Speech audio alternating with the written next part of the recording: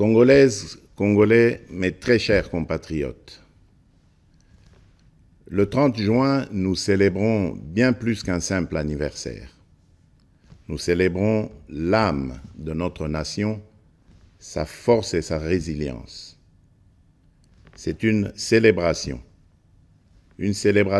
de notre liberté chèrement acquise par le courage et les sacrifices consentis par les pères de notre indépendance qui ont combattu sans relâche les affres du colonialisme pour que nous puissions jouir de notre liberté et de notre souveraineté. C'est ici le lieu de rendre un hommage appuyé à leur bravoure, à leur détermination et à leur vision lumineuse pour un Congo uni, libre et prospère. Aujourd'hui, nous sommes 64 ans plus âgés, 64 ans plus forts, 64 fois plus déterminés à poursuivre l'œuvre de nos pères fondateurs. Le cheminement de notre nation nous renseigne que l'indépendance chèrement acquise est certes un choix délibéré de responsabilité, mais elle ne devient véritablement un acquis que lorsque nous en faisons un pari ambitieux, celui de la volonté inébranlable de tout un peuple d'aller toujours vers le progrès économique et social pour un bien-être durable. Elle est un combat continu qui exige notre unité, notre solidarité et notre engagement pour un avenir meilleur pour tous. Mes très chers compatriotes, cette commémoration est marquée cette année par l'installation effective des institutions de la République et des animateurs issus du 4e cycle électoral qui a connu pour la première fois la participation d'une partie de nos compatriotes vivant à l'étranger. Ce processus est appelé à s'étendre à l'ensemble de la diaspora congolaise à travers le monde.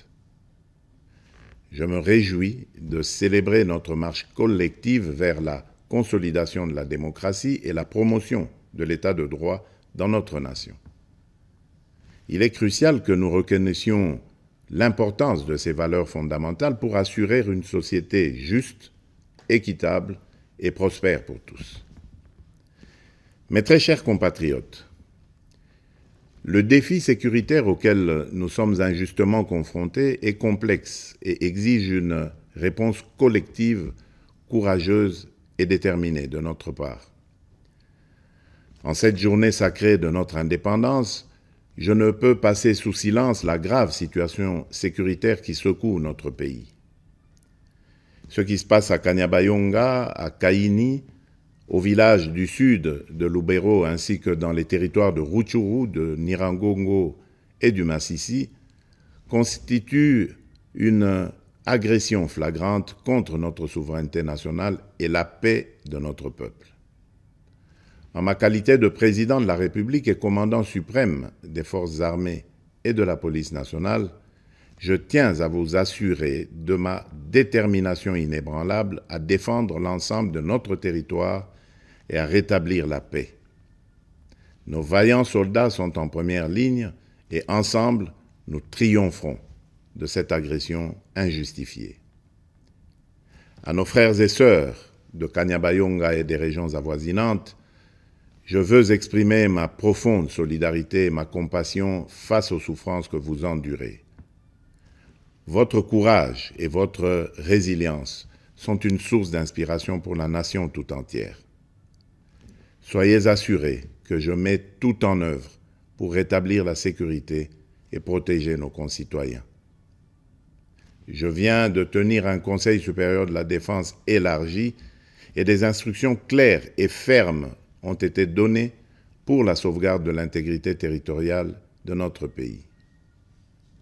Ensemble, unis et déterminés, nous surmonterons ces épreuves et nous restaurerons la paix et la sécurité dans notre chère patrie. Mes très chers compatriotes, les forces extérieures hostiles qui agressent injustement notre pays évoquent le prétexte farfelu des supposées exactions commises contre les communautés rwandophones établies chez nous. Les justifications brandies par les auteurs connus de cette agression sont manifestement dénuées de tout fondement. Je tiens à rappeler fermement que la République démocratique du Congo, fidèle à son hospitalité légendaire, respectueuse des principes humanitaires et de ses obligations internationales, a toujours, depuis son accession à l'indépendance, accueilli par vagues de réfugiés venant des pays voisins. À titre d'exemple, la République démocratique du Congo a offert son hospitalité notamment aux communautés angolaises, burundaises et centrafricaines en raison de nombreux et violents conflits qui avaient secoué leur pays en son temps. Ces dernières ont toujours vécu en harmonie avec les 450 communautés autochtones et locales. La question des réfugiés est une préoccupation majeure pour notre gouvernement et nous la traitons avec sérieux, méticulosité et compassion. Cependant, le refus persistant de notre voisin de coopérer pleinement sur des questions essentielles, telles que convenues avec le Haut Commissariat des Nations Unies pour les réfugiés, complique la résolution de cette crise humanitaire. Prenant donc la mesure de l'héritage de notre indépendance, nous augmentons sensiblement les moyens de défense et de sécurité pour protéger avec plus d'efficacité nos frontières et nos populations. C'est pourquoi j'ai instruit le nouveau gouvernement de la République d'investir prioritairement dans le renforcement des capacités de l'État à sécuriser le territoire et la population, avec un budget cumulé sur les 5 ans représentant 20% du budget annuel, essentiellement destiné à poursuivre des actions de la montée en puissance de nos forces de défense et de sécurité. Honneur et courage aux vaillants soldats et combattants qui défendent loyalement la patrie au péril de leur vie. La nation ne vous oubliera pas. En cette période où notre nation est confrontée à des défis sécuritaires multiformes, j'en appelle à l'harmonie et à la cohésion de toutes les communautés pour unir nos forces, promouvoir la paix, le respect mutuel, afin de consolider la transformation socio-économique de notre pays. Debout, Congolais. Mes très chers compatriotes, les perspectives économiques pour cette année 2024 restent globalement favorables, malgré les défis persistants, notamment sur le plan sécuritaire. La croissance attendue à fin décembre 2024 devrait être supérieure à la moyenne de l'Afrique subsaharienne projetée à 3,8%. Certes, l'inflation et la dépréciation du franc congolais face aux devises étrangères pèsent sur les prix intérieurs. Mais, soutenus par des réformes économiques et des investissements massifs dans les infrastructures, les services et le secteur minier, les perspectives de croissance de la République démocratique du Congo pour 2024 restent optimistes. À partir de ces perspectives, je suis convaincu que la République démocratique du Congo est résolument engagée dans la trajectoire des pays à revenus intermédiaires grâce à la transformation de l'agriculture et de l'industrie. C'est pourquoi nous devons poursuivre les réformes, projets et actions initiées sous mon premier quinquennat qui ont produit des résultats positifs sur les structures de l'État et de la société. Il s'agit, entre autres, de la restauration de la fonction de contrôle financier et d'audit des comptes publics pour améliorer la gouvernance, la consolidation de nos réserves de change évaluées actuellement à 5 milliards de dollars américains, la gratuité de l'enseignement de base, les différents paliers de la couverture santé universelle ainsi que le programme de développement local des 145 territoires.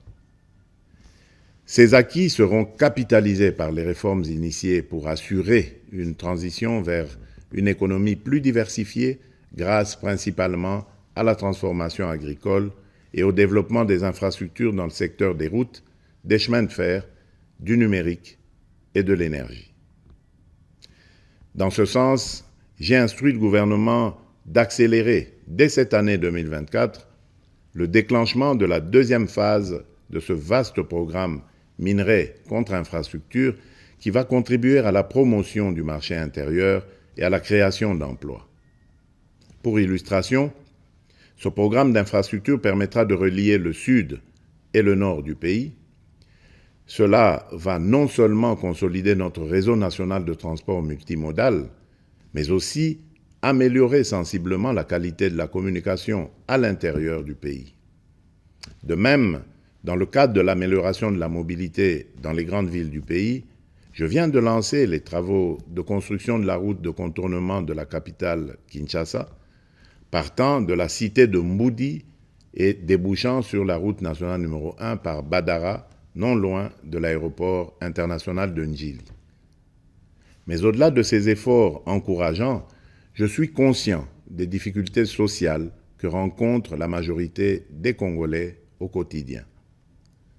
En ma qualité de garant de la nation, je peux vous rassurer que cette situation me tient à cœur et que rien n'arrêtera ma détermination à y apporter des solutions idoines et urgentes. Aussi, ai-je instruit le gouvernement à prendre des mesures nécessaires pour alléger le coût du panier de la ménagère et améliorer le pouvoir d'achat de la population. Mes très chers compatriotes, la véritable indépendance et la liberté découlent inévitablement du développement, fruit d'un dévouement et d'une prise de conscience profonde de nos responsabilités. Ainsi, en célébrant notre fête nationale, nous sommes tous interpellés à embrasser pleinement la maturité de notre nation et à assumer pleinement les devoirs qui en découlent. En tant que citoyennes et citoyens congolais, où que nous soyons, il est impératif de nous engager résolument pour promouvoir les valeurs de solidarité, de justice et de travail. C'est en nous appropriant véritablement de ces idéaux que nous prendrons pour de bon le plus bel élan, comme nous y invite notre hymne national, et ce, en vue d'ouvrir la voie à un avenir radieux pour notre pays, lui permettant ainsi de prendre sa place légitime parmi les nations influentes du monde. Bonne fête nationale à toutes et à tous. Que Dieu bénisse la République démocratique du Congo, son peuple et tous ceux qui l'ont choisi comme pays de résidence. Vive la République démocratique du Congo. Je vous remercie.